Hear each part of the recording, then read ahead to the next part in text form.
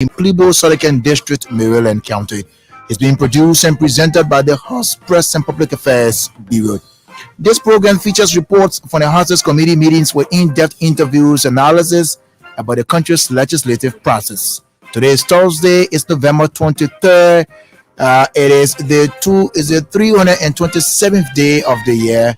We are left with 38 more days to close up this year. Welcome to the program. My name is Robert Haynes. I'm the usual host of the program here, along with. My name is Derek Rookwood Yeager. Why are you laughing like that? Welcome wherever you are. I invite someone to listen with you. Of course, it promises to be intriguing because we're going to have a very reflective interview here on this evening. So invite someone to listen with you. It's a roundtable discussion. We're going to feature different topics, and of course, we're going to, of course, make you to know how the legislative process work of Capitol Hill. So invite someone to listen along with you. We're back shortly. When we come back, we will definitely tell you who will be having around the table this evening to have a national conversation so that the people of Liberia get to understand what's obtaining up Capitol Hill and what been happening there. We're back shortly.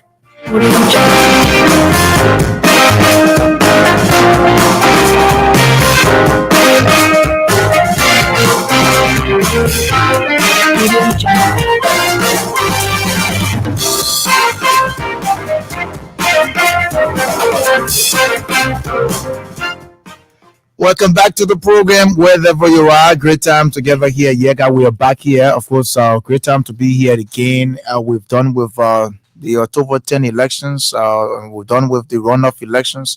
We now have a president elect and several other representatives and senators. Welcome, we're back. Yes, it's wonderful being here. I know the last time we were here was on Thanksgiving Day. And of course, because of the national elections, we had to suspend our program to give way to the NEC to ensure that The regular 4:30. 4:30, yeah. So results. Yes, but again, we'd like to commend Liberians for a peaceful conduct of the elections, and I think the overall is His Excellency President George Weah also maintaining the peace at the highest peak. So it's good that we are here. Right.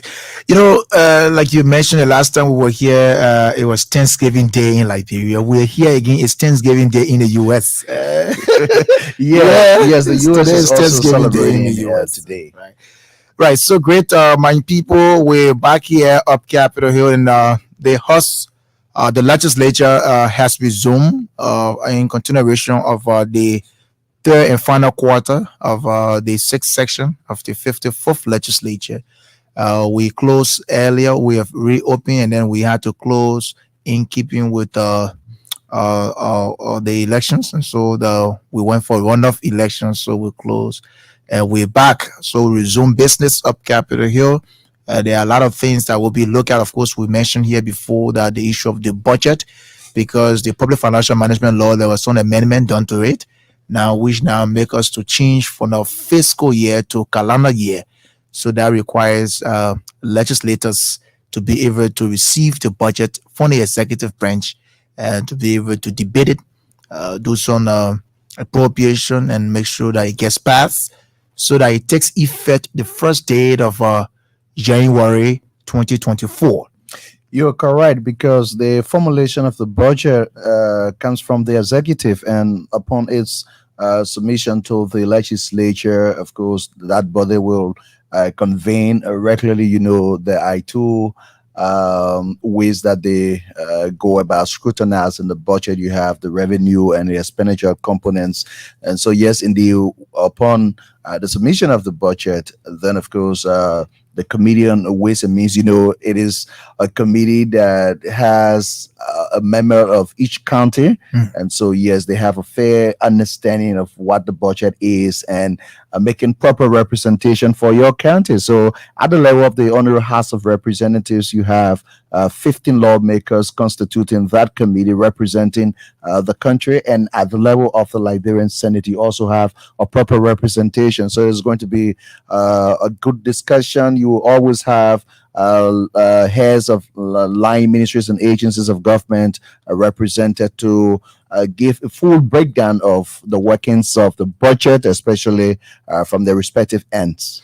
That's excellent. Of course, the leadership of the House of Representatives under the stewardship of Speaker Dr. Buffer Chambers have since congratulated. He has since commended President George Weah for his leadership over the time, and since congratulated the President-elect, His Excellency Ambassador Joseph Boakai. And then, of course, very lately, the House had to issue a statement in relation to the issue that took place at the Unity Party headquarters. And so, because the House is the deputies of the people, and as such, they've expressed concerns and called for swift investigation in that matter. We just thought to make sure that it's clear to the public. And not only that, they're there to make laws for the country. They are people-centered leaders of the country. So when there are disasters, when there are tragedy in country, they are also concerned like any other Liberian citizen. So yes, indeed, they expressed concern and thought that the investigation is held and those who are responsible be held in accordance with the law of this country. Well, with that said, like we said to you earlier, invite someone to listen with you is going to be intriguing this evening. We're going to have a national conversation. We're going to look at several impacts being made and what the future holds, all of that. We're going to have a very seasoned administrator here with us on this evening with vast experience in both the public and private sector. He has had the ability to develop, understand, interpret, and apply public policies efficiently and communicate at all levels with our colleagues. And he have had the ability to work under pressure with a strong sense of managerial and organizational skills. And so he's an experienced person. We're going to have him around the table here. He served the great people of Nima County. He's not a stranger at the legislature. He have served there before. He served the 54th. He served in the NTLA. It's the NTLA. Yes, and so he represented the people of Nima County.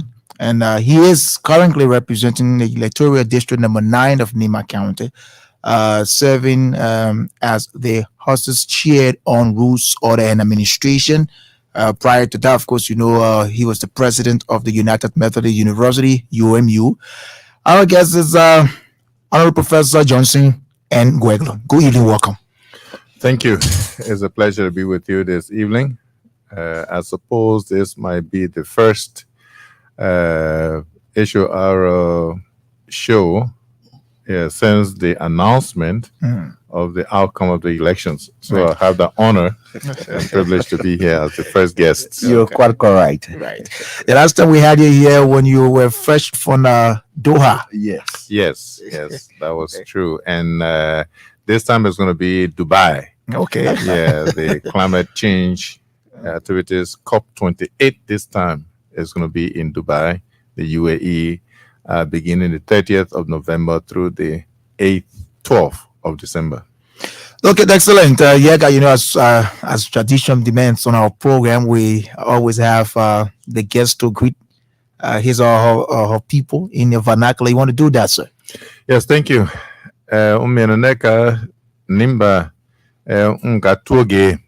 ngatuage una zoge de keka kwa kege dileke na kege dileke anye de kwa ke gidi wa peka ye won yo klikle keyi ke alebubia eke won yeka de midungbe won yon pupo de wa kememo duro pideze mo de won yon ke meno dossier wa gidi ke duka kasenga tiawge ke nanga sen unwe ka ba ma kasenga ula zoge de kwa sen kwa yi ke kwa tuge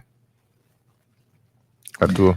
Well, we were lost. Yeah, I was trying to figure out, but again, it's quite surprising because with the level of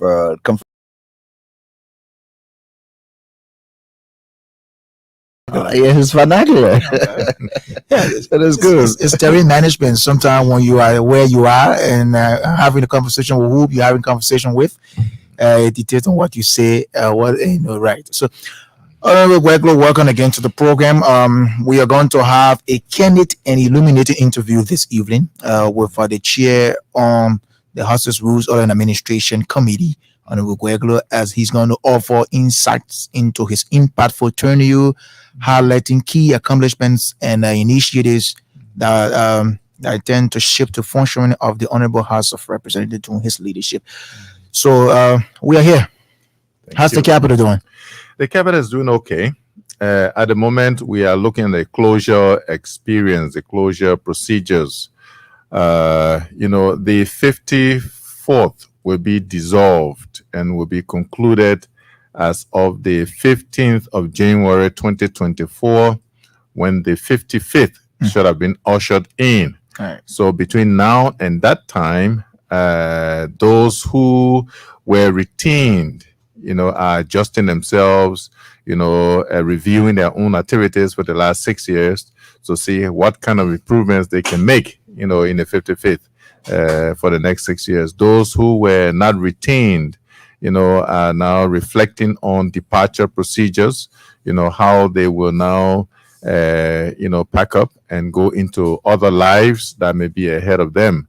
And my own caution as the chair on rules of an administration is to keep their heads high up. They serve this country with dignity and pride. And the fact that they were not retained does not mean that anybody is superior than them, but simply a decision by the people. And it's a democratic decision, and that's the essence of democracy. When you come in and you serve and your people believe that, they cannot retain you, it is an acceptable activity, and you move on and don't let yourself fall by the wayside. There's always something you can do privately or otherwise, just to keep contributing to society. So that's what is obtaining right now. And as falls within my purview as the chair on rules on administration, we are making sure that this transition is smooth, this transition is seamless. We're ensuring that those who have to remove items do so orderly, with the acquiescence of the relevant departments that are responsible, such as the maintenance department, the procurement department, so that they will only take out those items that they brought in. State-owned items are not to be taken out. Even office assignments has to be done orderly. We are working with the principle of seniority priority, simply because there's a renovated annex, a newly constructed annex, and so those who were retained will be given preference, to that annex, and those who are coming in, we have to come in and occupy other spaces that are available. I like to assure everybody that indeed there's enough space for everybody. Everybody will be accommodated and situated properly, so that you can come in an environment that will encourage your work.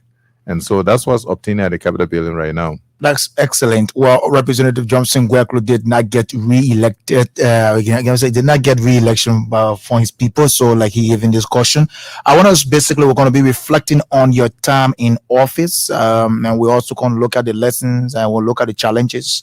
We'll look at your legislative process, and that all issues we'll be looking at here, and your own caution to, like you already done, and you do to your success and so forth like that. So let's reflect a little bit on your time in the legislature, specifically your role as the chair on rules and administration, looking at your tenure and your accomplishment.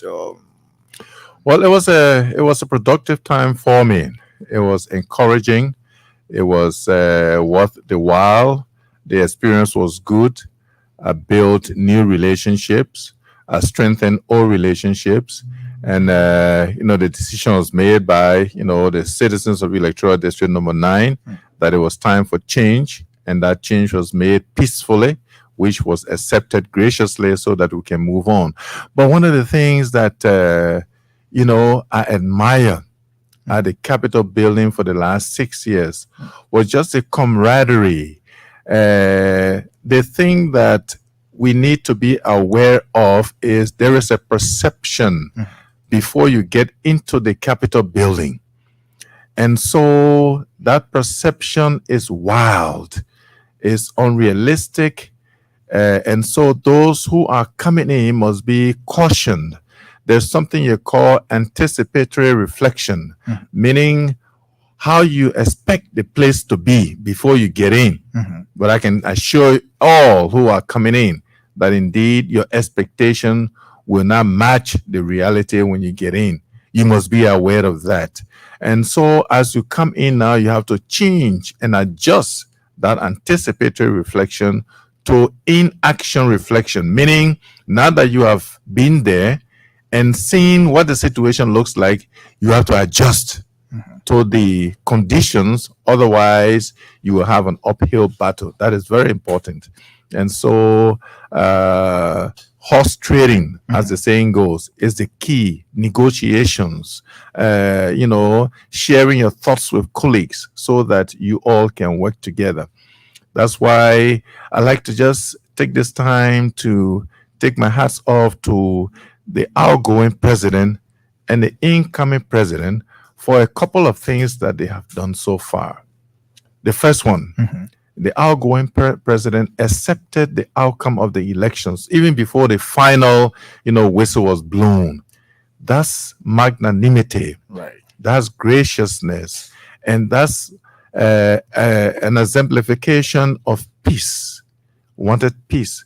How many times have incumbent presidents, accepted the outcome of election that was just 1.12 or 1.3 difference? Not many, if any, have done that in Africa. But President George Manneh Weah did that. And so the intent was to maintain the peace so that there will be no misunderstanding, because he accepted the language that the people spoke. Right. And they said, "Oh, Mr. President, at this time, we will not re-elect you." And so he accepted that. Secondly, I read the incoming president's message last night. Yeah, his message. And in there, I highlighted his statement on there is no green Liberians, no blue Liberians, no Southeasterner, no West Liberians, no Central Liberian, meaning all of us are cut from the same cloth. Right. We are together. That's a message of peace and unity. And we need that because the country is divided in half. One, half of the group went with President Weah, half of the group went with, President-elect Boakai. So the onus is on the incoming administration, along with the rest of us, to build this peace, to reconcile, to get out of the mode of electioneering into governance. And this was stated by Amara Kone. He said the time is now not for campaigning anymore. It's time to govern. Yeah, it's time to govern. And so this call is made to our young people. I read chat rooms, I read social media messages, and the hate messages are still going on. No, we've passed that stage. Electioneering, unfortunately, made us to go at each other. The time has come for us to step aside, unless that is your way of life. And I don't believe anybody's way of life is just to be abusing one another all the time. Right. Yeah. So I wanted to state that before I come back to the Capitol building. Yes, the interaction and engagement with the colleagues was good. People held me in high esteem, and we reciprocated the respect for one another. Right. We enacted laws, with the support of colleagues. We provided oversight to agencies that needed to be guarded, and we represented our constituency at the legislative level, and even represented the entire country at international fora. Right. And so the fourth responsibility, which is community engagement, we engaged in that very well, to the extent that every part of electoral district number 9 felt our impact. There is something that is there that can reflect, people can reflect on and say, oh yes, a lawmaker passed through this district and this is what he left behind. Right. So what will you describe or how will you describe the changes or progress you have witnessed during your tenure? Well, we did some well, and we didn't do some so well. You know, uh, what I know that happened based on even past experience is that committees, the legislature works through committees, and the committees under the leadership of Speaker Chambers, were allowed, given a free hand to go and engage with their sector agencies, for productivity. Yes, that went on. I mean, many, many times, agencies were called, to come and account for their actions or to come and be guided on how to be productive in the execution of their duties. That was good because that's what oversight is about. And so, actions that were brought to us, submissions that were made to us, in some instances, we acted quickly, but in many instances, we reviewed those instruments, to make sure that they met the requirements of society generally before we acted upon them. For which many times people thought that we were acting too slow on some matters, but indeed, those are some of the good things that we did at the Capitol building, and so we commend the team for that. Yes, and some of those things that we may have not been strong on will be strong follow through, on some oversight activities. Can you discuss a situation where you had to compromise on your principles for the greater good of the country, and what did you learn from that experience?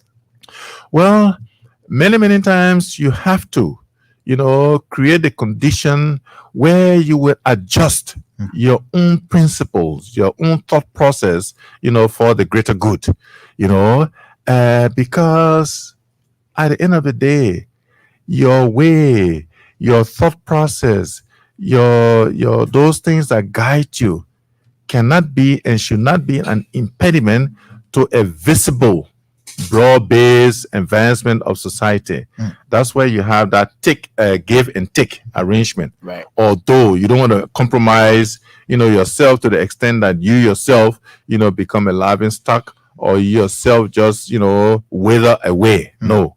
But there are some instances that you have to, step aside, step away from your normal routine, just to give way to the greater good. So we did some of that in the process. Today we have the RIA highway being widened and upgraded.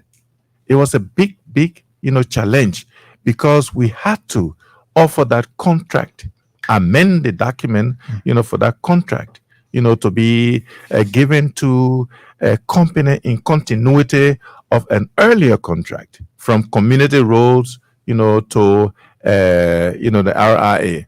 So we had to do that assessment. Is it appropriate? Well, it may not. But what is more important? Easier access to one of the gateways to this country. RIA is one of the gateways, and the road itself is very challenging. So we needed it safer. We needed people who will come into this country, to come in safely. And so that decision was made, and we're part of the process. I was a member of the committee on Polyworks at the time. We made that decision and say, well, it would be good if we can adjust this contract within the legal framework as provided by the legislature and the Ministry of Polyworks guidelines, so that we can make the adjustment for the work to go on. Now we can all see the outcome of this work. It may not be going as fast as it should, but at the end of the day, and hopefully it will benefit this incoming administration, that this road will be done, this road will be safer, and people can come in freely and go out freely. Can you share an example of a piece of legislation you worked on that you feel or you felt it had, or you still feel that it had a positive impact on your constituents? Yes. Like you say in your introductory remark, I was president of the United Methodist University, being lecturing, at universities and so forth. So education, I have an affinity for education. Right. Yes, I like to see the young people develop. And so we championed the legislation that elevated the Nimba County Community College to a full-fledged 4-year degree granting university. Wow. Yes, we championed that. We passed that, and got the support of other colleagues, and it was passed and signed into law. And today, Nimba County Community College is now Nimba University. So citizens of Nimba County and even beyond, can now get their 4-year college degree in Sanikole at Nimba University. I was very pleased that I participated in their last commencement, where we had some graduates from Guinea. Okay. Some folks came from Guinea and then were there and they graduated. So I said, well, this is good.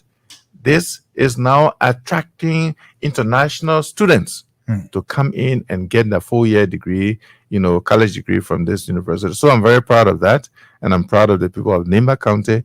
And I'm proud of the 54th that helped us to pass that into law. Well, let me come in a bit. I've been listening because I know you chaired the education committee, and later you went on to the rules, others, and administration committee. But I like a very big portfolio. Yeah, big one. I like to talk about collaboration and relationships in the legislature. So it's good to know from you and how important were bipartisan relationships in achieving your legislative goals. And can you share an example of successful collaboration with members from the opposite party? Oh, yes. The legislature requires collaboration. There's no way that anybody will succeed and do anything productive, without collaborating. As you may be aware, I'm a member of the CDC. And so I was part of the CDC caucus. But what we needed to do, and whatever we laws that we pass or actions that we take eventually benefits the entire, citizenry. That's why that collaboration is very important. You have to have your colleagues from the opposite side, from across the aisle, as the saying goes, so that they can even give you, suggestions as to make what you want to do better. For example, the vacation school, legislation.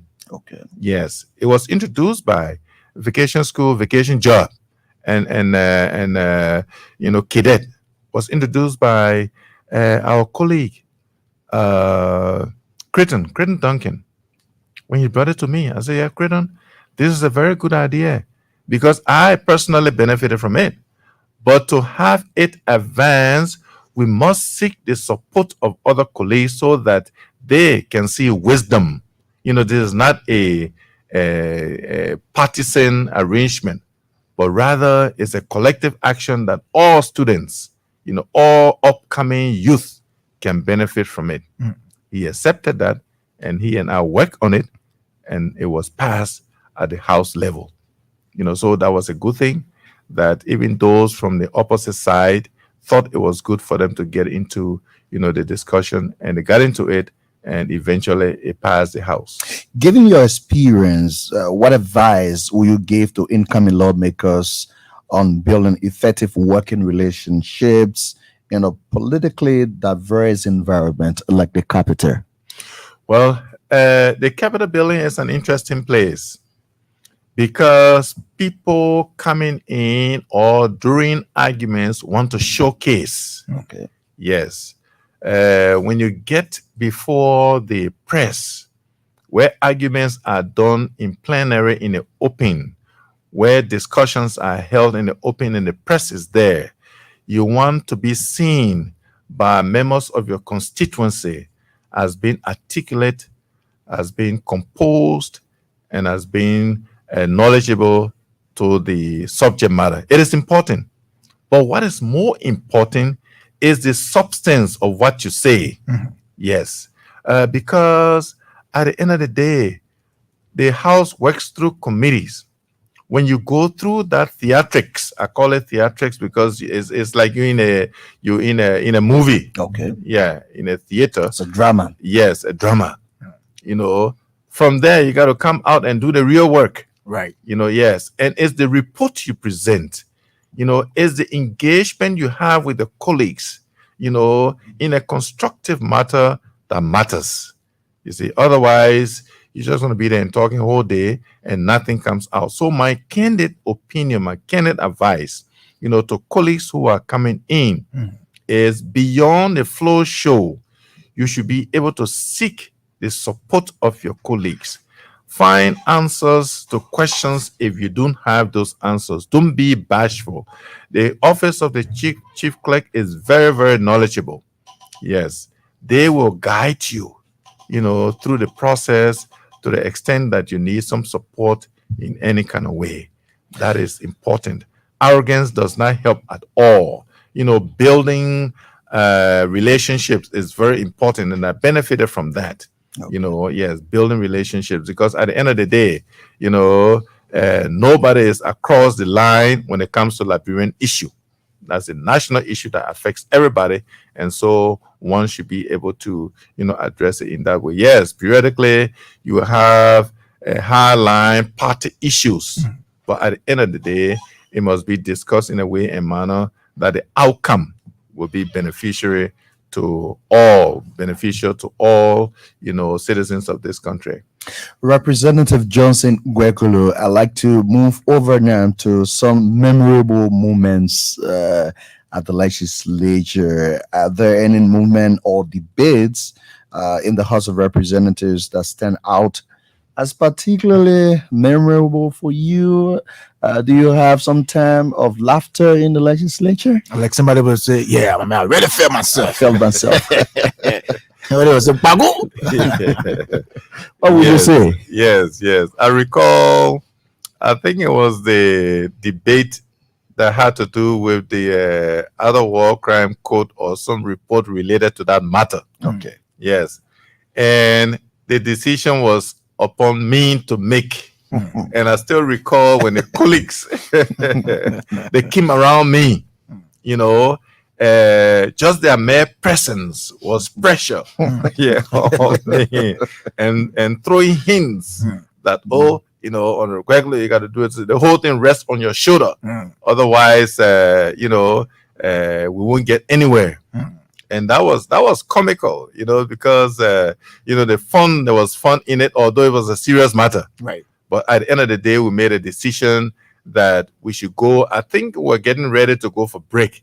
I said we should go and then have our constituency visits so that we can discuss it with our constituents before we come back to make a final determination. Right. But that was one of the moments that that was wisdom. You had to use wisdom. Yes. Okay. Yes. Now let's talk about legacy and impact in the legislature. What legacy do you hope to leave behind as a lawmaker, and how do you want to be remembered by your constituents? In addition to that, is how do you think your contributions will continue to shape the political landscape in your absence? Yes, at the legislature, at the House of Representatives, at the office, the legacy that I like to leave behind, and that hopefully the colleagues will reflect upon, is my being accessible, to all, being accessible and being responsive. Nobody came to me and didn't see me unless I was not around. Nobody called me and didn't get an answer from me. Yes, that's very important. All the colleagues, whenever they needed some direction, needed something to be attended to, that I attended to that, to their kind and grateful appreciation. That was my motivation. So I kept doing that. And because that's the way it is, particularly when they placed me at this committee on rules and order, I had to be accessible. Big portfolio. Yes, responsive. I have to give directions and provide logistical support for the colleagues. Never one day I gave somebody any crossword. And people appreciated and told me that was important. At the district level, at the district itself, the legacy I'm leaving behind is that the district electoral district has 5 administrative districts. Okay. Yeah, arguably the largest in land space. Okay. Each of those 5 administrative districts, have something a young man calls it tangible. I don't know whether he really, understands what it is. Oh, the men are leaving behind anything tangible. But each of those 5 have at least 2, 3 tangible things that they can go and see. They can feel it, they can hold it, they can touch it. Feel it. It's not abstract. No, it's not abstract. So as they pass throughout the different administrative districts in a district, they can see and say, "Oh yes, Representative Gueklo was here. He left this here," and I did that with the support and cooperation of the citizens. So I'm happy about that. And that's what pleases me, as I'm leaving office, because I'm leaving office with something behind. And I've left something that people can look at and people can appreciate that will benefit, the citizens. So that's very important. And I'm happy about that. Representative Johnson Gueklo is our guest here on the program today in the House of Representatives. We'll reach a point now that we move on the questions here because we're grilling this chairman here, but we're going to take a couple of calls. We'll open the lines to interact with the public. A lot of you following us, you want to join us on the conversation. Here are the numbers: 0880-514-096, 0880-514-096, 0770-259660. Those are the numbers to be a part of the conversation. Remember to speak to the issue. We're having Honorable Professor Johnson Gueklo as our guest here, talking about his time in the legislature and what he will be remembered for. Good evening. Welcome to the program. Welcome to the program. Let's hear you. Good evening, sir. Let's hear you. Please go ahead. We are listening to you. Okay, thank you. My name is Washington Juan Lepas Group. I call from this bill. Okay, Washington, let's hear you. Let me appreciate Honorable Gueklo. He is one of the very good lawmaker of my country. You see, the Honorable spoke about the statement made by the incoming president on the issue of reconciling his country. That is why we all want that is why every Liberian are calling for. But I can see a big difficulty that the reason is that the incoming president and that of the cabinet, they have set a foundation that most Liberians today believe that the only way you can disagree with your leader is by insulting them. To the extent that even one of their police were seen all over insulting the outgoing president. So to really eradicate that, it will be very, very difficult. It will take several years. Thank you. Well, thanks a lot, my dear brother. Let's take more of the calls coming in. This person joined us. Hello. Thank you for me joining you this afternoon on the program. Good afternoon to you. Good afternoon. Tell us your name, where you joining us from. Thank you. My name is Mohammed and Kalim Chimon, and I've been this wonderful this afternoon from December 15, Palapa. Please go ahead. Honorable Johnson, let me say something to you. Thank you. Thank you. Well, I think, this honorable man, for me, I think I've been knowing him, I've been speaking with him on a lot of platforms, different platforms. And I believe that at the time he was a representative, I think from District 7 in the country, if I get it correct, I think he was one person that he was very there for his district and across the country, not only in the country alone. Okay, but I think if you really serving as an honorable, as a man only feel they got represented alone. If you really as a representative of minister or whoever, you should go across the borderline. Okay, today he was like, but now what they didn't change the game for him to be re-elected. But I think he was also, I think the people will their best to improve him for him to be remembered and for him to be a contest in this government for him to pay what to his country. But I think, as Honorable God Johnson, at the time he was serving as a representative, what he did really for the people with him in my country and political challenge. All right, thanks a lot, Manjabala. We'll take more of the concerns here from you. Hello, welcome to the program. Thank you. I'm Steven Zong, Zulu Whiskey. Great to hear you from Zulu Whiskey. How's Zulu Whiskey doing? Yeah, very frustrated and depressed. Okay, please go ahead. We're having Representative Johnson Guerclo. He comes from Nima County. Thank you. Mr. Guerclo, Yes. seeing you as a seasoned lawmaker when it comes to articulations, knowledgeable. What are those doable and overcomable things that you never thought of that brought you and your speaker defeat? Thank you. By the way, we will not just have you just speak like that. Anyway, he's taking notes to answer to those concerns raised. 0880514096. This person on the line. Hello. Hello? Good evening. Welcome to the program. Hello? Good evening. Welcome. Let's hear you, please. Yeah, my name is Winston Premier. I do say from Tapeta State. Okay, Winston, let's hear you. That's district number 6, Nima County, right? Tapeta. Tapeta State. Yeah, go ahead, sir. Yeah, thank you all so much for the Estilo, one of those who actually in the when it comes to, or because in those days there was a lot of conflict in the House of Legislature, or a person there to serve as a co-chair for the Democratic Legislative Caucus, they also come to that honorable House of Representatives, mainly on the side of the Nimata.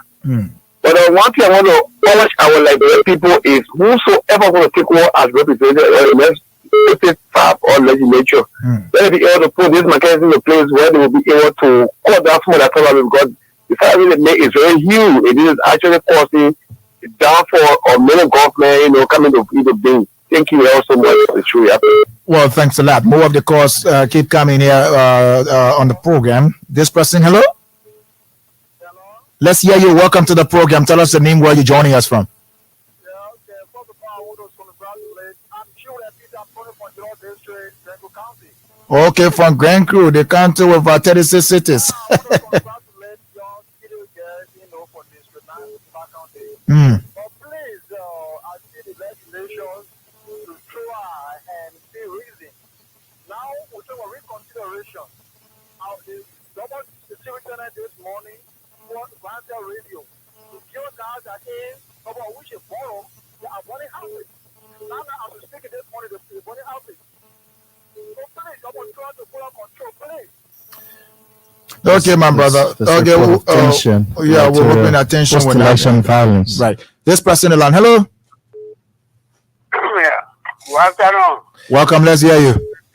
Thank you. My name is Jake Romaya. I call you from National Boyton, one of the cases that will go control. Yameslon District, District number 9, Nima. Yeah, Nima. Yeah, I'm calling you from Boyton. Okay, please go ahead. He's listening. Yeah, thank you. Good evening, Honorable Guerclo. Good evening, Mr. Iwa. Okay.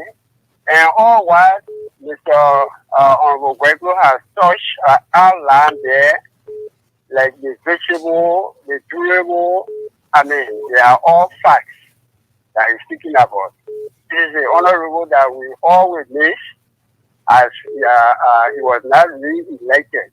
Yeah, but maintain the ferry, yo. I mean, you should maintain the ferry, Okay, these are some of the durable or the whatsoever the ones that is visible. That one of the most visible thing that is ever done in the district. Because they focus the road from Tapeta to Bon County. And as you speak, this is the area where Sonda is shutting the road from the southeast to Morovia. So in fact, the far administrative district that he just outlined, he has M-Mark there. So we just want to appreciate his effort, and we pray that at least maybe we are praying to God that if the coming government will be inclusive, so that Honorable Guerclo can be part of this government for us to still remember, even if it does not, we still remember every everything that he has done for the people. Thank you very much. Well, thanks Thank a lot, you. my dear brother. Let's hold it like this. Now, I come to Representative Johnson Queglo to respond to those concerns coming up, like I mentioned. Hope you people will take care of the ferry there. Yeah, just before his intervention or his response or so, I think a lot of the concerns have already been answered because people talked about his intervention to talk about the ferry, talk about the stability of the legislative caucus of Right. Yes, but let's hear from you. Yeah, thank you. Let me say thank you to the callers, all the callers for the complimentary statements. And, again, those are statements that encourage me to do, those things that people appreciate. Yeah, certainly we'll remain part of, this country and will contribute any other way that we are able to, whether in government, out of government. At the present time, we have to make that adjustment, that mental adjustment that indeed I'm not a lawmaker anymore, but notwithstanding, I still have the capacity, the ability to engage my citizens, to engage the work that needs to be done in a district with the incoming lawmaker, because that leadership has to be supported in all forms and shape. And so that's where we stand. The gentleman from Zulu Whiskey, talk about, the thing I like for us to know is that the electioneering process, the outcome is dependent upon several factors. So the election of a lawmaker over another person, whether it is an incumbent or a competitor, should not be seen as supremacy. No, it should just be seen as an opportunity that has been granted to you by the citizens to provide that leadership. Right. Yeah. So once you have that mental frame of mind to work in, you will make a lot of progress. We will make a lot of progress because there are several factors, several expectations that some are realistic, some are not realistic, and that has to be managed properly.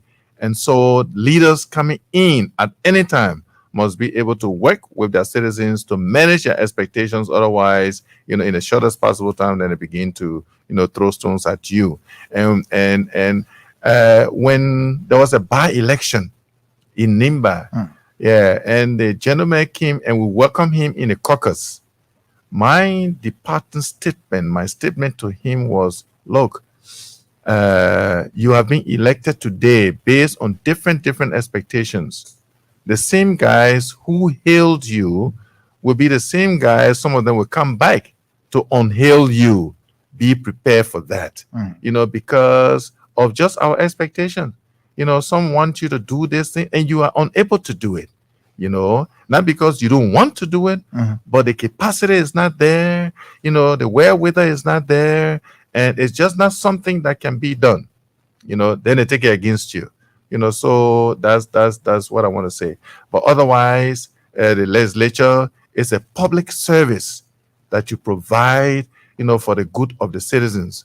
And yes, your specific electoral district may elect you, but at the end of the day, you serve the entire country. So you represent the entire country. So I like to, just again, advise the colleagues who are coming in, in that direction. Nimba County District 9 Representative Johnson Gwekulu, as you prepare to leave the Honorable House of Representatives, what aspects of the role of the environment will you miss the most? Well, just the fellowship, because all 73 of us, and by extension, if you add the 30 senators there, the 103 of us, build a rapport, build a relationship based on the interactions that we have with one another, based on our own desire, our own vision to provide services to the citizens of this country. So that is very important. There were some lawmakers I knew, some people I knew before, and there were others I just met. And we put ourselves together under that roof. And so that I will miss. But I'm not going anywhere out of this country. So we'll engage one another and we'll run into each other and we'll share ideas and our thoughts, with the common view of building this country. So that's the pleasantry of the relationship that we built, over the last 6 years. Is there anything you wish you had known or done differently when you first started your political career?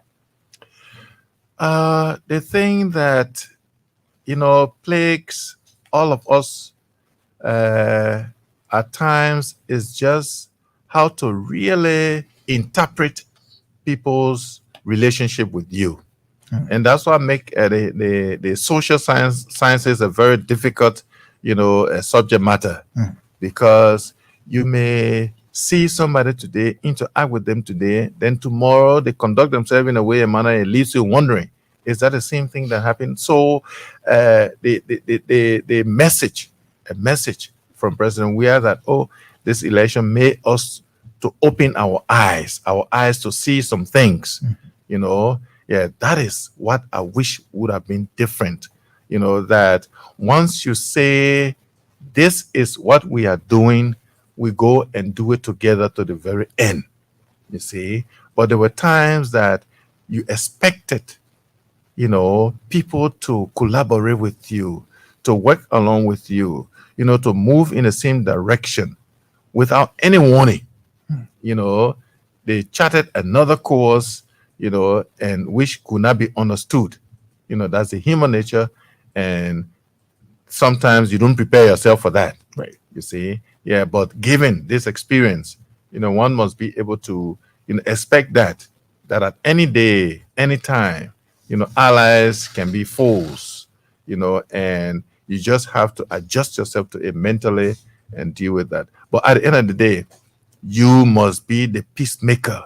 You must be the one to reach out and call for peace. You must be the one to create a condition for reconciliation. You must be able to tell their young brothers and sisters who sometimes have not had the experience. They have this youthful exuberance. They must be able to calm down through your own nurturing, through your own advices and so forth. Representative Johnson Gregory, been a nice time having you here around the table. Probably just before you gave your parting statement to the public, you will have some time to serve both in the public and private sector. Now, can we say that you're going back to the classroom as a lecturer, or you're going back to the United Methodist Church, or where you go right now? You're going to do something else in your private life. Yes, it's going to be a difficult thing to see you living in private life now. Yes, but you have to prepare yourself for it, right, at any moment. Particularly, I was reading a post, that says something generally like, titles are few, right? Yes, but relationships are important, right? So the title honorable will always be there, but they are few. But the relationships that are built over the years, very important. And so, yes, I will do what is available to me. I was talking to one colleague. I said, look, you have to move on. Even if you don't get a government job, you don't get a private sector job, you can create your own. Do something to create an opportunity to make you useful to society. Yeah, and so, yes, I'm available and will be able to do what is available to me. Classroom is one. I was in a classroom. I stepped aside because I got a little busy, with the legislative work. And so, we have to impart knowledge onto our young people. And that I did based on feedback that I got. It went well, and I'm prepared to continue in that direction. Well, it's been a wonderful time, Yes, wonderful time. And I'm sure that the public followed and learned some new things. Right. Is that something you want to say to your people before we leave? I just like to say a big thank you. How was your relationship with House Speaker Victor Buford Chambers? Very good. It was very good, and I cherish that, and I appreciated that. The speaker kept in touch with me personally to ensure that things were going right. Every time and anytime I call upon him, he was available to me, and so we had that camaraderie, that special relationship. So it was good, and I'm sure it will continue even outside of the legislature. So to the citizens of this country, I say thank you. Thank you for making a decision, that brought about a new administration that will take office in January. We look up to your strong support to this administration so that they will be successful. We say thank you to the past administration providing leadership for the last 6 years and accepting the outcome, the decision made by the people, of this country. That's magnanimity, and that will also add value, to the process of reconciliation. We say thank you to the citizens themselves. You made a decision. And to the citizens who got impacted upon negatively during this whole electionary exercise, those who lost their lives, those who were injured, we say our sympathies to the family members. We wish those who were injured speedy recovery and such that we hope we don't see these things in the future. To this platform, to this, LBS team, the director, deputy director, we say thank you, for this opportunity to always share our thoughts with the general public. Yeah, sometimes we may frown at each other, but never mind. That's part of the job. Yeah, so we say thank you very much. And then later on, we'll still break bread together. Yes. He's Representative Johnson Gregory there, reflecting on a successful stint as he chaired the House's Rules, Order and Administration Committee. It was really a kind of candid and illuminating interview we had with him. Of course, he reflected on significant achievements he's made during his term in the legislature, emphasizing a range of pivotal reforms that boosted the efficiency and transparency and accessibility of the House's legislative processes. So it's been a wonderful conversation here. We're back on Thursday. We'll hope to bring another lawmaker, maybe another outgoing or retained lawmaker. But now, some of you people who won election a new lawmaker will not bring you on the platform now until you get certificated. You get according to the House's rule, the House's rule 11. You got to take an oath of affirmation. And when that is done, then you become a full-fledged representative representing the dreams and aspirations of your people. For now, just wait for January 2nd working Monday. My name is Robert Haynes. Great time together. Yeah, we got to go. Yes, we have to go. Thanks to the team, Melvin Stewart, along with Damuwa. You guys been doing an awesome job. Yeah, next time we're here, we'll be on Thursday. Bye-bye.